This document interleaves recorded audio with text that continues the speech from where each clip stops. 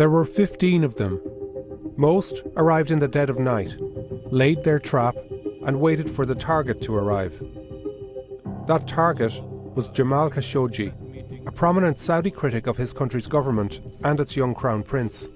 He is creating an environment of intimidation and fear.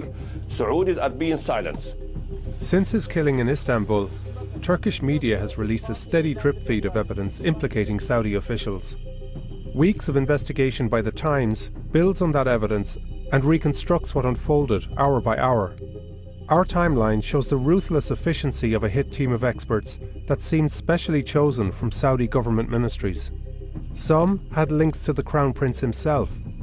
After a series of shifting explanations, Saudi Arabia now denies that this brazen hit job was premeditated. But this reconstruction of the killing and the botched cover-up calls their story into serious question. It's Friday morning, September 28th. Khashoggi and his fiancée, Hatice Cengiz, are at the local marriage office in Istanbul. In order to marry, he's told that he needs Saudi paperwork and goes straight to the consulate to arrange it. They tell him to return in a week. It all seems routine, but it's not. Inside, there's a Saudi spy, Ahmad al-Muzaini, who's working under diplomatic cover.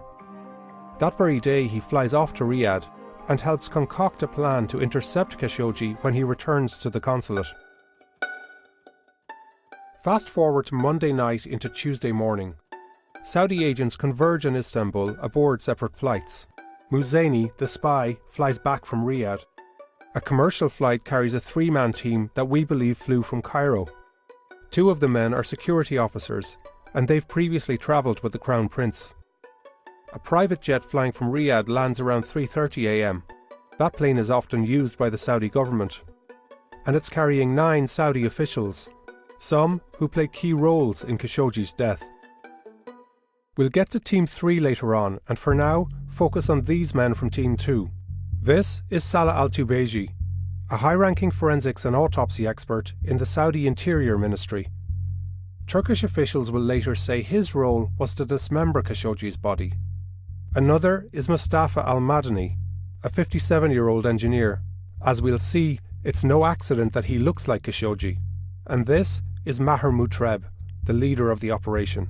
Our investigation into his past reveals a direct link between Mutreb and the Saudi Crown Prince. When bin Salman toured a Houston neighbourhood earlier this year, we discovered that Mutreb was with him, a glowering figure in the background.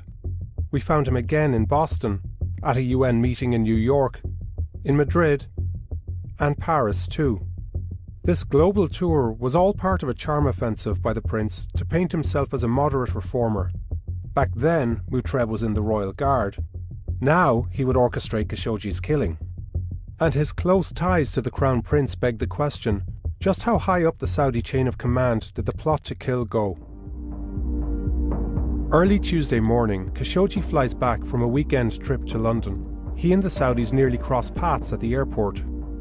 The Saudi teams check into 2 hotels, which give quick access to the consulate. Khashoggi heads home with his fiancée. He'd just bought an apartment for their new life together. By mid-morning, the Saudis are on the move. Mutreb leaves his hotel 3 hours before Khashoggi is due at the consulate. The rest of the team isn't far behind. The building is only a few minutes away on foot, and soon they're spotted at this entrance. Mutreb arrives first. Next, we see al-Tubeji, the autopsy expert, and al-Madani, the lookalike. The stage is almost set. A diplomatic car pulls out of the consulate driveway and switches places with a van, which backs in.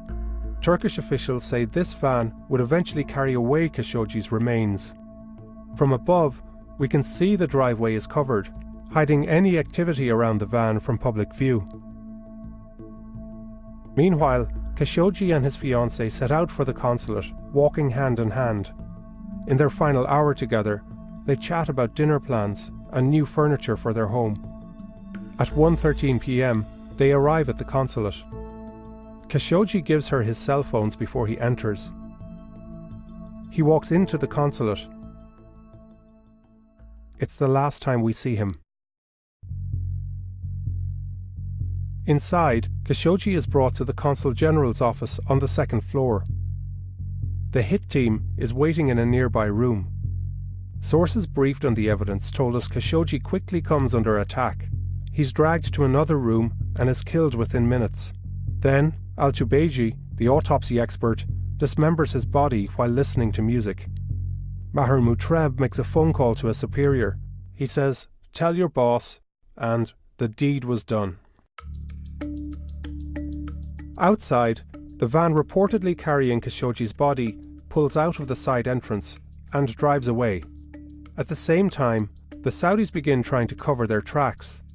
While Khashoggi's fiancée waits here where she left him, two figures leave from the opposite side. One of them is wearing his clothes. Later, the Saudis would claim that this was Khashoggi, but it's Al-Madani, the engineer, now a body double, pretending that the missing journalist left the consulate alive. Yet there's one glaring flaw. The clothes are the same, but he's wearing his own sneakers, the ones he walked in with. Meanwhile, the van that's allegedly carrying Khashoggi's body makes the 2-minute drive from the consulate to the Saudi consul's residence. There's several minutes of deliberations, but the van eventually pulls into the building's driveway. Again, it's hidden from public view. It's now 3 hours since Khashoggi was last seen. The body double hails this taxi and continues weaving a false trail through the city. He heads to a popular tourist area and then changes back into his own clothes. Later, we see him joking around in surveillance footage.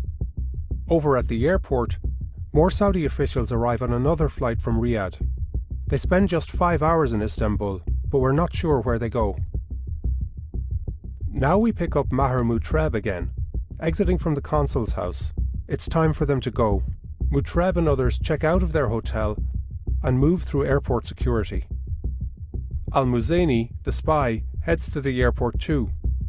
But as they're leaving Istanbul, Khashoggi's fiancée is still outside the consulate, pacing in circles. She'll soon raise the alarm that Khashoggi is missing, and she'll wait for him until midnight. The alarm spreads around the world.